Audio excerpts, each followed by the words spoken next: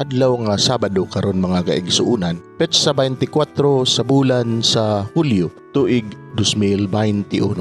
Ang pagbasa kinutlo gikan sa Ebanghelyo sumala ni San Mateo, kapitulo 13, bersikulo 24 ngadto sa 30. Unya misugilon si Jesus kanilag laing sambingay. Ang paghari sa Dios nahisama sa usa ka tawo nga nagpugas og maayong binhi didto sa iyang uma. Usa ni anak kagabi, samtang nangatulog ang tanan.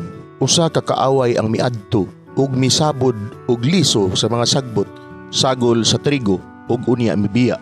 Sa nakatubo na ang mga tanom ug misugod na pagbuswak ang mga uhay, diha pa mailhi ang mga sagbot. Ang mga sulugoon sa tag-iya miduol kaniya ug miingon, "Sir, maayo man unta nga binhi ang imong gipugas, apan diin man gikan ang mga sagbot." Siya mitubag, "Usa ka kaaway ang naghimo niini." Sila nangutana kaniya, "Gusto ka bang mangadto kami ug pangibto namo ang mga sagbot?"